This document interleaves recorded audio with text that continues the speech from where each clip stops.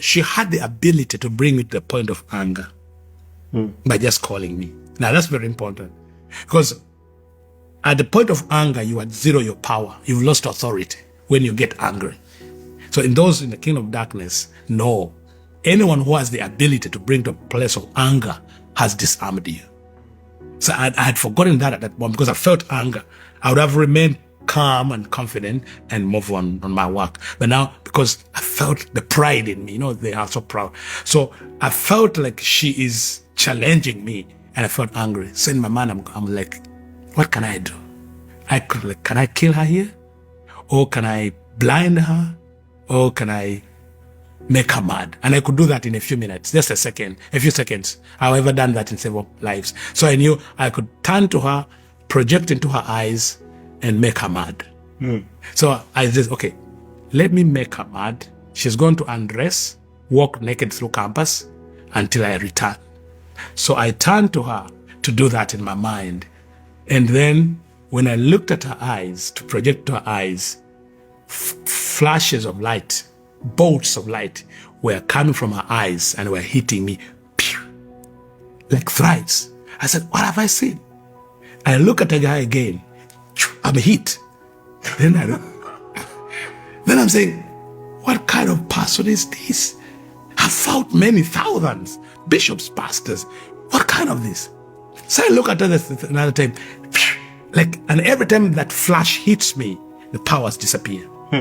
She hits me, the pad, and she's not saying a word, just looking at me. Then I knew, now it's battle. Now it's battle. Because I had never encountered such kind of power. I never seen. And what kind of girl was this? I just thought it was just a young lady. So I really now had to summon support, project and call witches and wizards in the territory. All those that were serving under me. Right there on the spot, you're communicating to witches and wizards all around, summoning their powers. Summoning their powers to come and help me. So in just a few minutes, 600 of them are around me. She cannot see them, but they are now around me.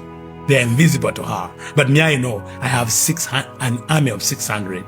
So what I need to do now is all of the 600 form together and attack her at once. In that 600 forces join into one.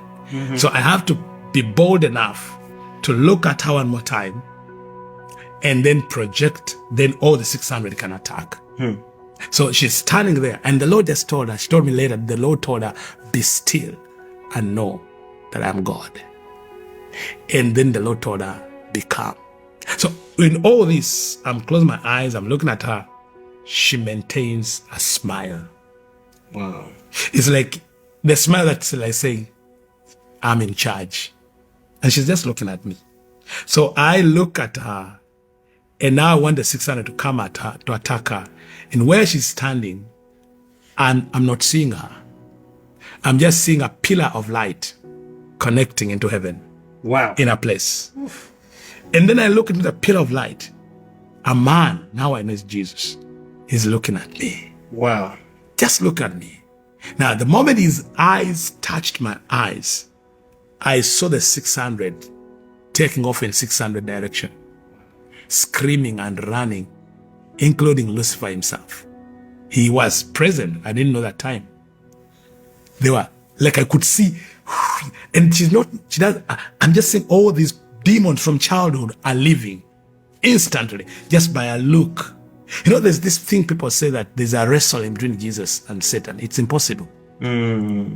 Satan and his demons cannot fight when Jesus appears. No, he can't.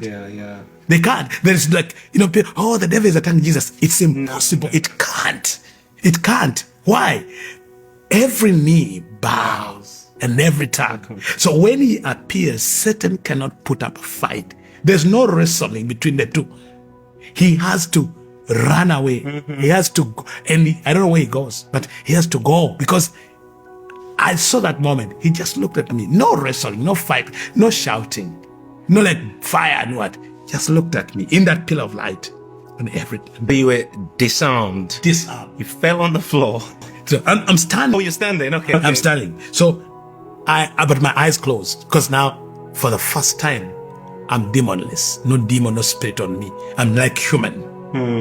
So I opened my eyes to look at him and say, what kind of person is this? Now, when I opened my eyes another time, the pillar is not there. The man is not there. The girl is standing there. You get what I'm talking about? So, and now I just know I'm disarmed. I'm in fear for the first time in my life because I don't have a spirit. I look at her and then the Lord tells her, go to him. She begins to walk towards me. And every step she takes is like an earthquake. I could feel the ground. Like the Lord is causing me to know who she is in the spirit. She's a giant. So she's moving and the ground is shaking. The foundation is shaking. Steps. Then she comes near me and I cannot run away because I've been now arrested. I've been arrested. I can't, my feet are bound. I can't run away. And I'm in fear. I don't know what she's going to do to me. So she looks at me and then she gives me a hug. That was my first hug in life. What? At 24. I had never been hugged. So she hugs me and she says, James, Jesus loves you. And you don't know what that word did to me. I felt like all my faculties were being formed. Like for the first time in life, I cried. That was the first time I cried. The first time you cried at 24? I cried at 24.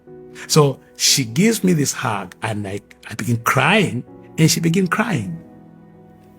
But the cry is like a baby and a mother getting back a baby. So she's holding me tight and I'm crying like a baby and she's also crying. And I don't know what's going on. But during the cry, there's love. There's all my emotions are being revived. It's like I'm becoming human the first time. So she's hugging me. And then after minutes of crying and crying, then by the time some other students are gathering around us. And they're wondering what's going on. And they're saying, this is a witch, we know him. This is a believer, Christian. And they are hugging and they are crying. So they're wondering, who is capturing? Who's conversing who? Who's converting who? And so they're forming a circle around me. Oh my word.